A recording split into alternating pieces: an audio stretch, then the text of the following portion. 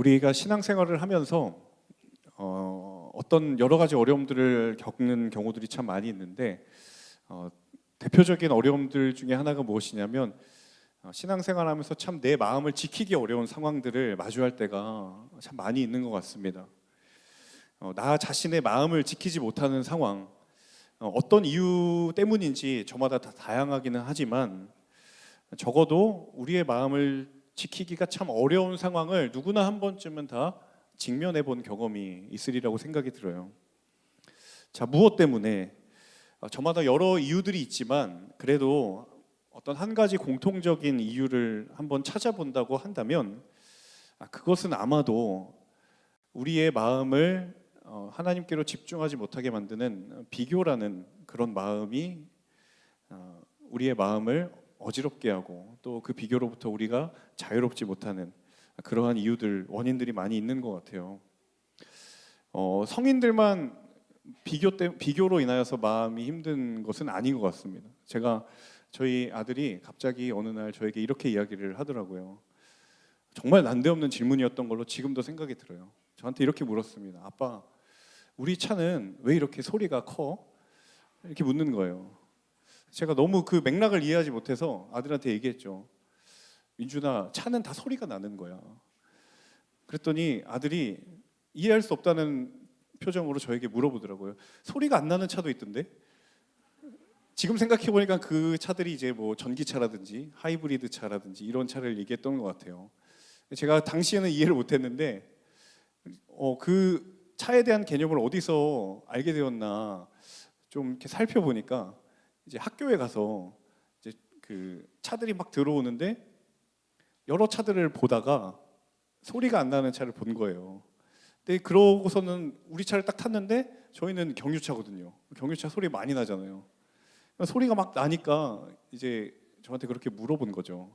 물론 저희 아들은 이제 아직 어리기 때문에 비교 의식 때문에 마음이 어렵거나 마음이 힘들거나 우리도 차를 바꾸자거나 그런 얘기를 하진 않습니다.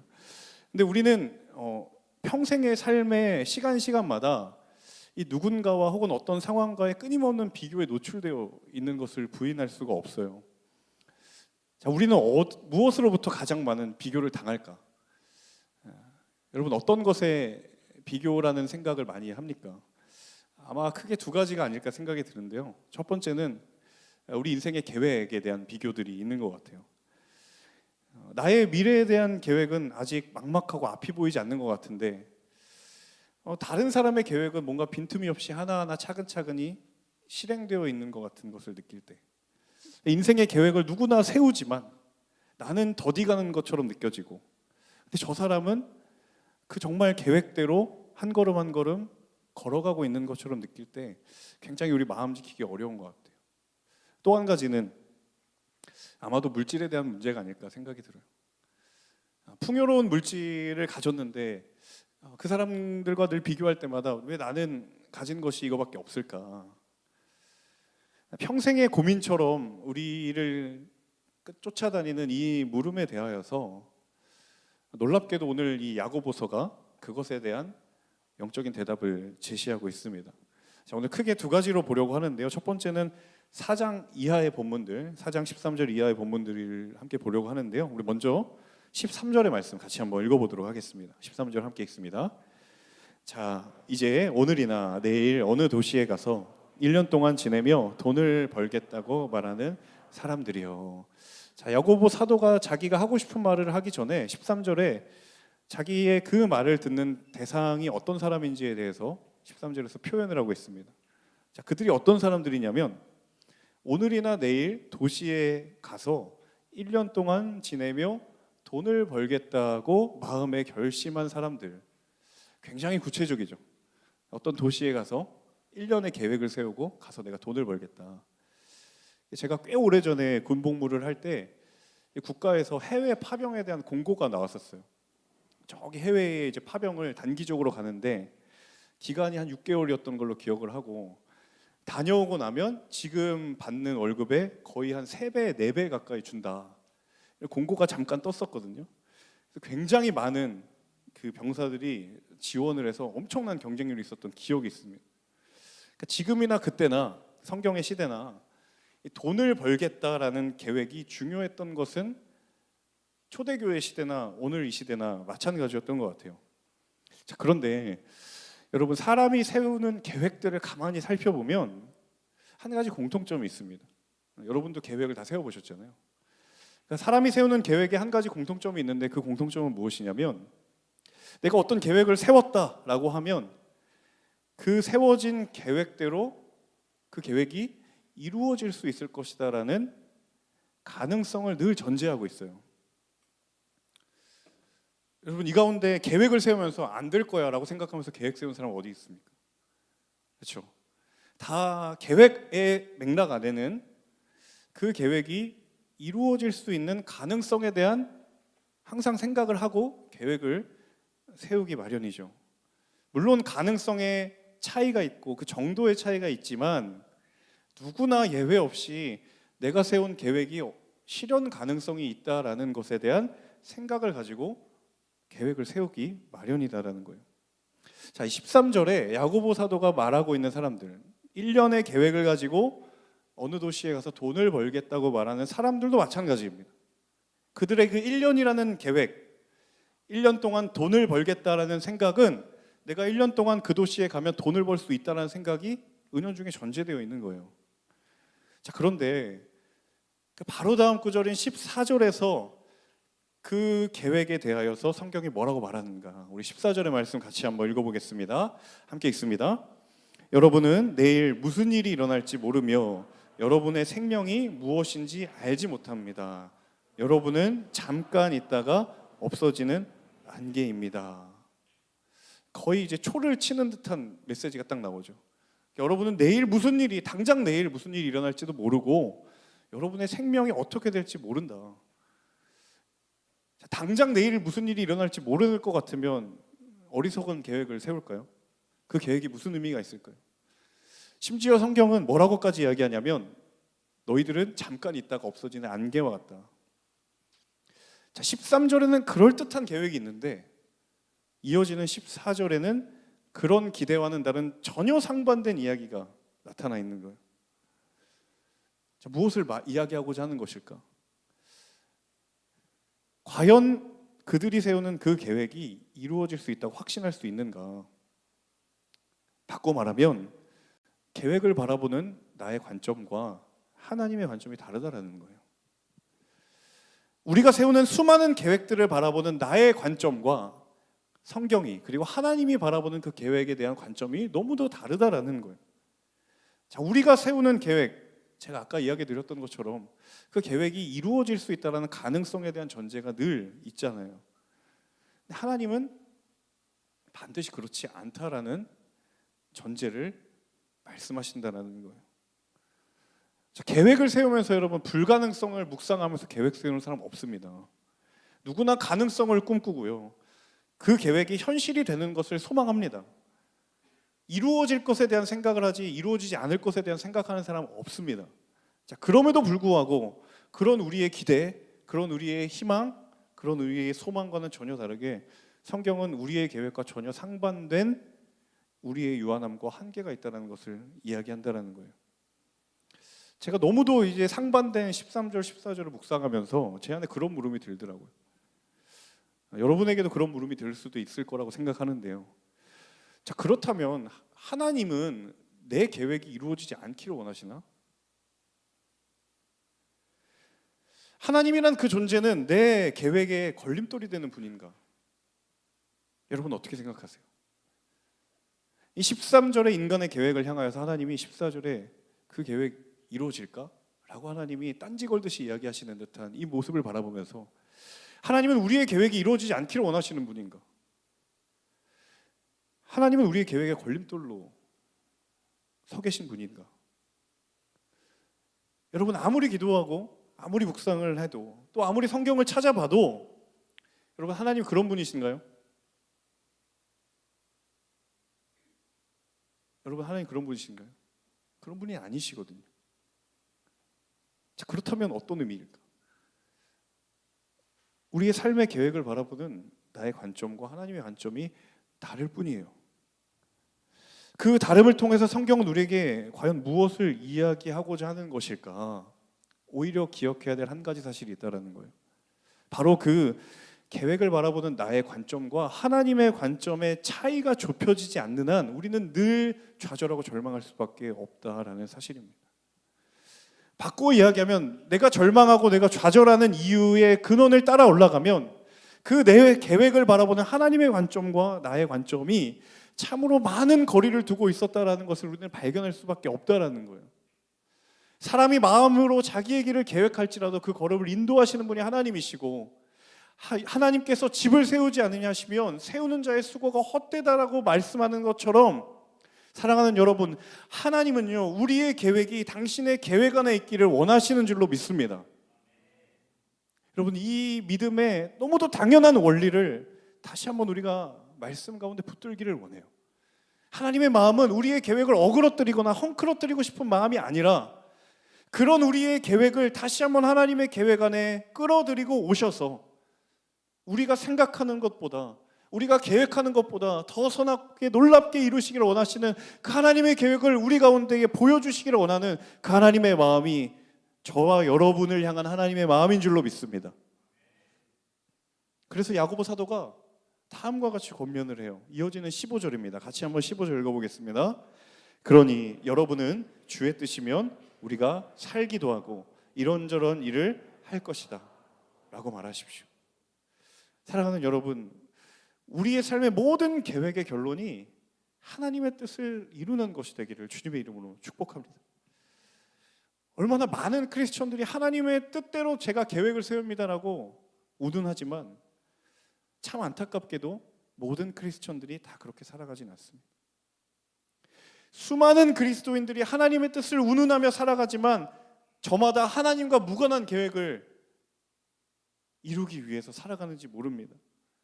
여러분, 이 야고보서의 권면은요, 제가 다시 한번 이야기하는 것이지만 하나님을 모르는 사람들을 향한 이야기가 아니에요. 그리스도인, 하나님을 안다고 말하는 사람, 하나님의 계획 가운데에 나의 계획이 있다라고 생각하는 사람, 심지어 하나님을 믿는다라고 말하는 사람을 향한 야고보서의 권면이다라는 거예요. 그래서 야고보서가 이것을 조금 더 강하게 경계하고 권면한다라는 거예요. 자, 이어지는 17절에 또 이렇게 이야기를 합니다. 우리 이어지는 17절 한번 같이 읽어보도록 하겠습니다. 그러므로 누구든지 선을 행할 줄 알면서도 행하지 않으면 이것은 죄를 짓는 일입니다. 야고보서에 전제가 있어요. 당신들 하나님을 믿는다고 말하는 그 사람들을 향하여 당신들은 선을 행할 줄 아는 사람들이다. 선을 행하는 방법을 모르는 사람들이 아니라 선을 행할 줄을 아는 사람들이에요. 여러분, 선을 행할 줄 아는 사람들이 그리스도인, 신앙을 가진 사람들 아닙니까? 근데 문제는 무엇이냐면 알면서도 행하지 않는다라는 거예요. 하나님은 반드시 알면서도 행하지 않는 우리의 걸음걸음을 기억하십니다. 인생의 계획을 이루는 것보다 나의 그 계획이 하나님의 뜻 가운데 거하고 있는가? 여러분, 끊임없이 이것을 하나님 앞에 점검하실 수 있는 지혜를 지닌 우리 모든 예배자들 되시기를 주님의 이름으로 축복합니다. 여러분, 각자가 가지고 있는 계획들이 있을 거라고 생각이 들어요.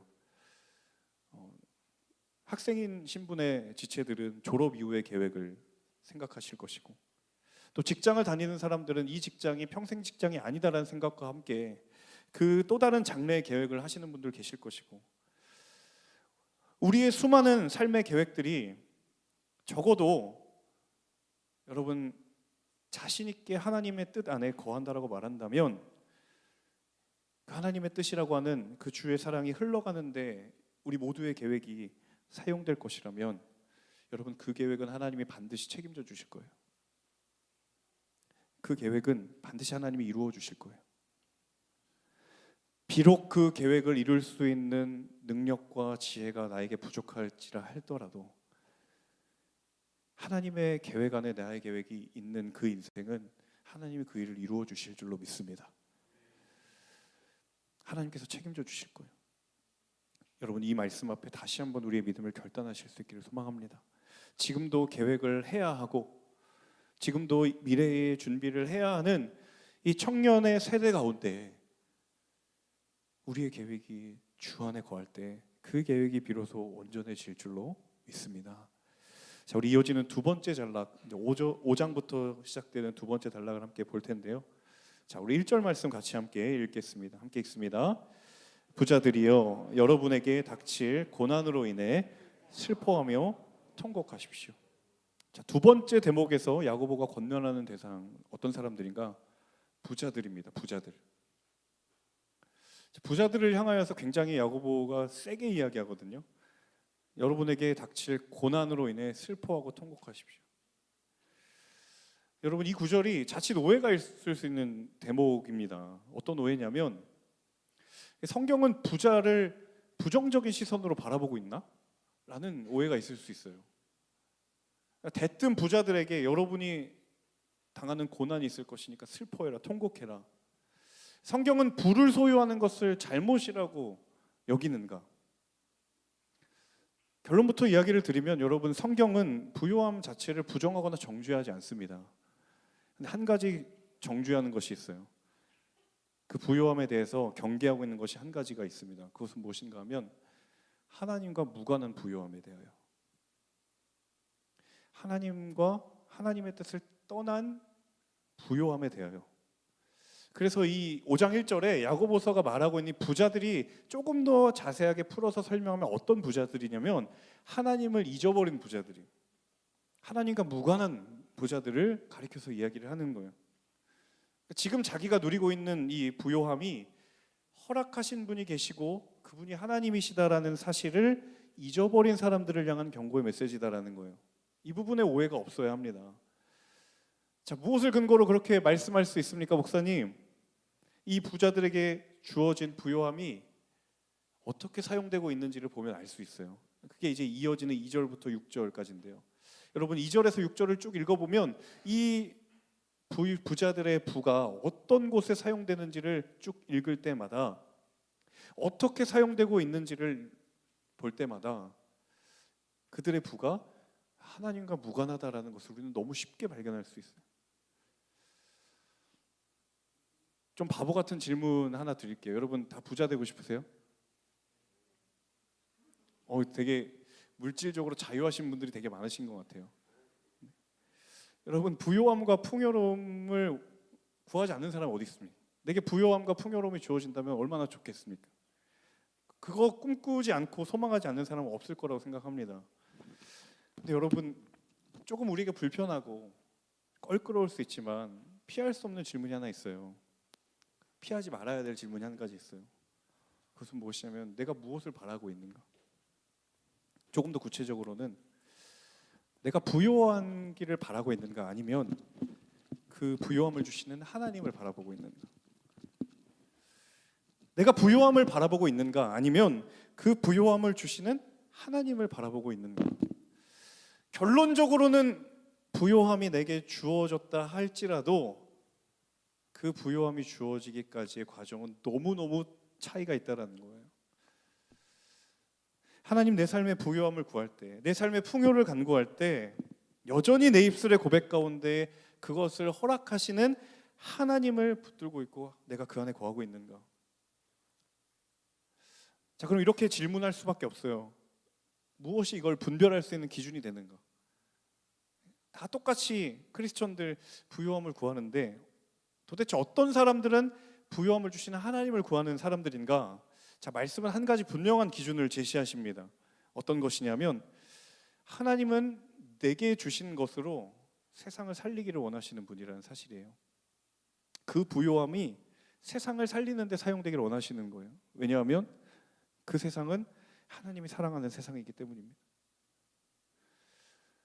하나님께서 내게 주신 것임을 인정하고 하나님 뜻대로 사용해야 하는데 그 하나님의 뜻은 어디에 있는가? 그 하나님의 시선이 머물고 있는 것, 그 하나님의 사랑이 머물러야 할 곳, 바로 이 땅을 살리기 위하여, 사용하기 위해 하나님이 그 부요함을 우리에게 주실 거라는 거예요. 제가 예전에 이 주제를 가지고 친구랑 대화를 한번 한 적이 있어요. 그 친구가 듣다가 이런 얘기를 하더라고요. 뭘 가져봐야지 하나님의 뜻대로 사용을 하든지 말든지 할 것 아닌가. 일단 줘보시라고. 그럼 제가 알아서 잘 사용할 테니까 일단 줘보세요. 일단. 근데 여러분 그렇게 생각할 수 있을 것 같아요. 얼핏 들으면 내게 주어지면 하나님 뜻대로 사용하겠습니다. 그런데 여러분, 이 물질의 축복과 부유함이라는 게 굉장히 교묘한 특징이 있어요. 어떤 특징이냐면 주어지기 전에는 누구나 다 그런 마음 품습니다. 하나님 주시기만 하면 제가 하나님 뜻대로 사용하겠습니다. 하나님의 영광을 위해 사용하겠습니다. 그런데 막상 그것이 주어지는 순간 우리의 결단이 참으로 많이 흔들리는 그러한 상황 앞에 우리는 서게 된다는 거. 누구나 동경하는 부요함. 내게 주어지지도 않았는데 내가 이런 결단하고 내가 이런 기도하는 게 무의미하지 않나요? 네, 물론 충분히 그렇게 생각할 수 있을 거라고 생각합니다. 근데 여러분 기억하셔야 될 것은요, 온전한 그릇이 준비되어야 거기에 아름다운 음식이 담기는 겁니다. 그릇이 준비되어 있지 않은데 아무리 산의 진미가 차려져 있더라도 그것을 먹을 수가 없어요. 그 그릇이 깨어지고 누수가 되고 있는데 누구도 값비싼 음식을 그 그릇에 담지 않는 법입니다. 여러분 주어지지 않았을 때 준비하는 겁니다. 가진 것이 없다 생각됐을 때 온전한 그릇을 준비하는 겁니다. 저는 정말 오늘 말씀을 준비하면서 하늘 공동체에 속한 모든 지체들이 하나님이 주신 충만한 축복을 누리기를 간절히 소망합니다. 물질적인 축복, 장래의 계획, 정말 여러분이 꿈꾸고 소망하는 대로 하나님이 이루어 주시기를 원해요. 여러분 그것에 동의하신다면 하나님 그것을 담을 온전한 그릇을 하나님 준비시켜 주세요. 내 삶의 그릇이 온전케 되기를 원합니다. 내 삶의 그릇이 하나님 보시기에 정결하기를 원합니다. 거룩하기를 원합니다. 여러분 그 그릇이 준비된 자에게 하나님께서 차고 넘치도록 부어주실 줄로 믿습니다. 여러분 이건 어떤 조건을 말하는 게 아니에요. 하나님이 막상 그 축복을 부어주신다 하더라도 깨어진 그릇으로 그 축복을 담아내는 순간 그 축복은 도리어 우리를 향한 저주가 될 거예요. 조건을 이야기하는 게 아닙니다. 그것이 하나님의 섭리이기 때문이고 하나님의 행하심의 원리이기 때문입니다. 여러분 젊음의 이 청년의 때에 이것을 준비하는 그런 하늘의 지혜를 가진 우리 모두가 될 수 있기를 주님의 이름으로 축원합니다. 정말 아이러니하지만 내게 가진 것 아무것도 없지만 내 가진 작은 것을 아낌없이 드릴 수 있었던 그 과부의 두렙돈의 마음이 있어야 그 축복이 의미가 있는 것이고 넘치는 축복이 내 것이 될 줄로 믿습니다. 오늘 말씀의 제목을 왠지 억울한 당신에게라고 지어봤어요. 세상의 수많은 비교의식 가운데 왠지 내 마음은 왜 이렇게 억울하게 느껴질까? 하지만 하나님 다시 한번 저와 여러분에게 말씀하십니다. 그 억울함을 선함으로 바꾸실 하나님은 준비가 되어 있고 그리고 우리에게 준비가 되어 있는가? 오늘 말씀을 통해 저와 여러분에게 물으시는 줄로 믿습니다.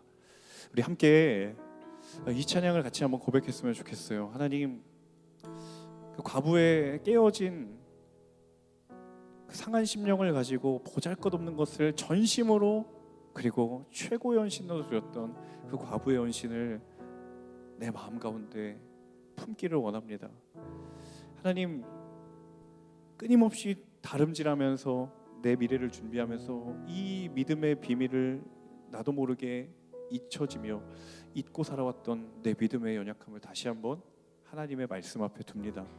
주님, 우리의 믿음을 새롭게 하여 주옵소서. 우리 함께 이 찬양 부르시고 주신 말씀 붙들며 함께 기도하며 나아가도록 하겠습니다.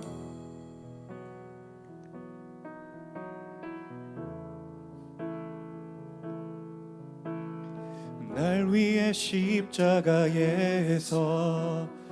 깨뜨리신 사랑, 오늘도 그 사랑 안에 나 거합니다. 주님의 생명 내 안에 있고 주님의 사랑 날 강권하니 나 오늘도 주께 내 삶을 깨뜨립니다. 오 주여 내 삶을 깨뜨립니다. 머리 위에 붓습니다. 내 모든 삶과 생명을 주님 얻으소서. 오 주여 내 삶을 깨뜨립니다. 주 머리 위에 붓습니다. 주님께라면 아깝지 않습니다. 우리 다시 한번 이 고백으로 찬양하며 나아갈 때 이렇게 잘 일어나셔서 함께 찬양합니다. 날 위해 십자가에서 깨뜨리신 사랑, 오늘도 그 사랑 안에 나 거합니다. 주님의 생명 내 안에 있고 주님의 사랑 날 강권하니 나 오늘도 주께 내 삶을 깨뜨립니다. 오 주여 내 삶을 깨뜨립니다. 주 머리 위에 붓습니다. 내 모든 삶과 생명을 주님 얻으소서. 오 주여 내 삶을 깨뜨립니다. 주 머리 위에 붓습니다. 주님께라면 아깝지 않습니다. 우리 다시 한번 오 주여 내 삶을 깨뜨립니다.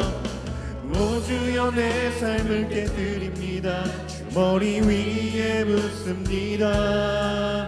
내 모든 삶과 생명을 주님 얻으소서.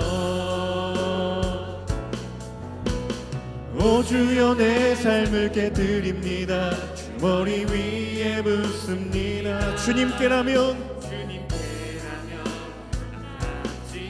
오 주님 내 눈을 열어주소서. 내 눈을 열어주소서. 주의 참된 가시 보도록 내 안에 계신 주님과 피할 것은 없습니다. 내 손에 남은 것 없이 아낌없이 다 드립니다.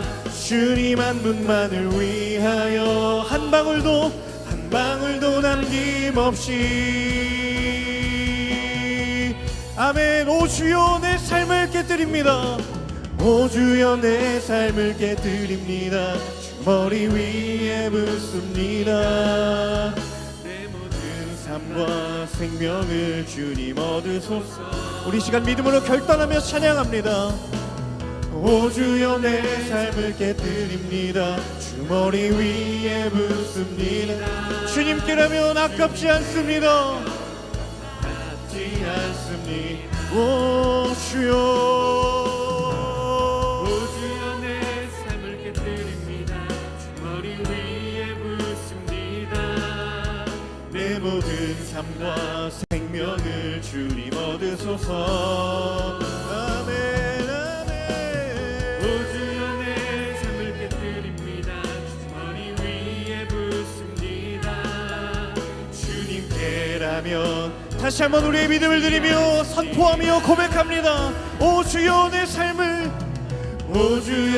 삶을 깨뜨립니다. 주 머리 위에 붓습니다. 내 모든 삶과 생명을 주님 얻으소서. 오 주여 내 삶을 깨뜨립니다. 주 머리 위에 붓습니다. 주님께라면 아깝지. 우리 마지막으로 고백합니다. 오 주여 내 삶을 깨뜨립니다. 주 머리 위에 붓습니다. 내 모든 삶과 생명을 주님 얻으소서. 오 주여 내 삶을 깨뜨립니다.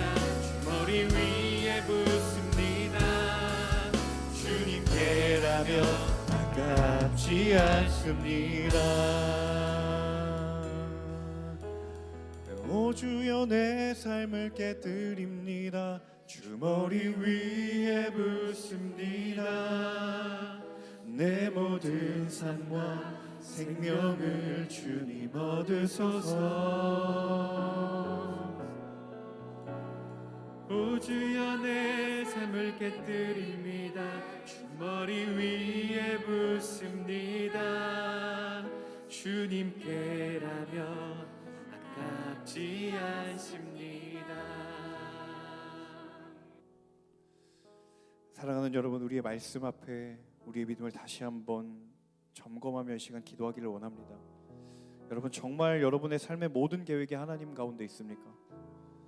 정말 단 한숨도 남김없이 하나님의 계획 안에 우리의 모든 계획이 담겨 있습니까? 맑은 생수에 불순물이 조금이라도 담기면 그 물이 마실 수 없는 것처럼 여러분, 하나님의 계획 안에 우리의 삶의 모든 계획이 담겨 있다라고 내가 감히 말할 수 있는가? 하나님과 무관한 계획과 하나님과 무관한 목적지가 나도 모르게 그 계획 안에 포함되어 있지 않은가? 사랑하는 여러분, 이 시간 다시 한번 하나님 말씀 앞에 우리가 정직한 고백으로 나아가기를 원합니다.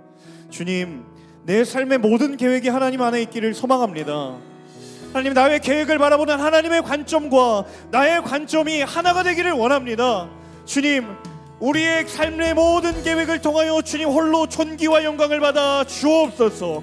우리의 모든 능력과 우리에게 주실 모든 부와 지혜와 힘을 오직 하나님 홀로 받아 주시옵소서. 우리 시간 우리의 삶을 다시 한번 주님께 드리며 결단하며 주신 말씀 붙들고 간절한 마음으로 기도하며 나아갈 때에 우리 주여 세 번을 치며 기도합니다. 주여, 주여.